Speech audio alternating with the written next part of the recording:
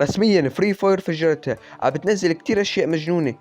خلينا نبلش بالتسريبات ونشوف شو راح يصير.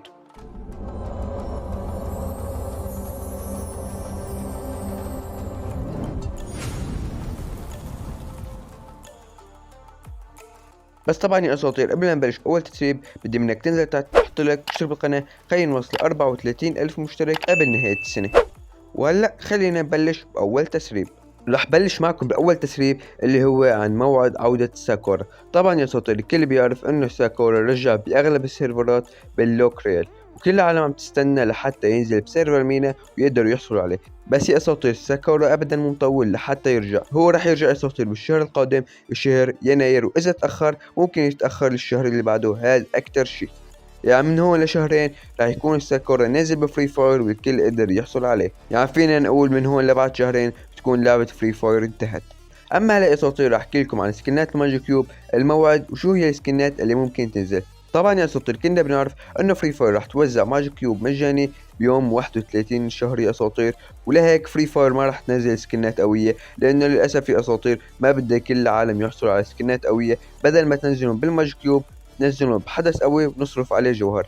فليك يا اساطير ما راح تنزل سكنات نادره، راح تنزل سكنات عاديه مثل هدول السكنات يا اساطير. ممكن هاد سكن البنت، ممكن سكن الشاب اللي بعده يا اساطير، مثل ما انكم شايفين قدامكم. يعني مستحيل تنزل لك ساكورا بالماجيك كيوب. راح تنزل سكنات بيض وسكنات عاديه، لانه الكل راح يقدر يحصل عليهم.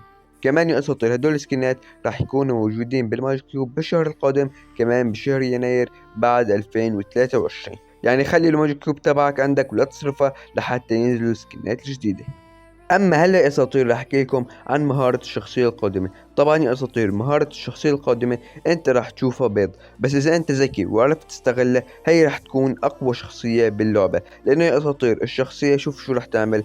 رح تطلع من عندك شخصية وهمية مشان العدو يشوفها ويفكر انك هربت، هو رح يطلق عليها. وبهذا الوقت يا اساطير، انت رح تقدر تهرب من العدو، فيك تختفي يا اساطير وتروح على غير مكان.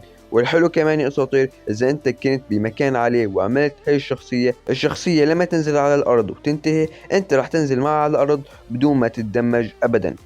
يعني تقريبا الشخصية الحقيقية راح تختفي يا اساطير، وراح يظهر بدالها شخصية وهمية مشان العدو ينغش فيها ويفكرها انه انت، ويصير هو يلتهي فيها لبين ما انت تضربه او لبين ما انت تهرب.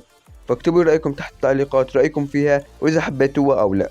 وهلا يا اساطير، راح احكي لكم كيف تقدر تحصل على الساكورا مجانا. اكيد كلكم عم تستنوا هذا الخبر من الصورة المصغرة والعنوان يا اساطير.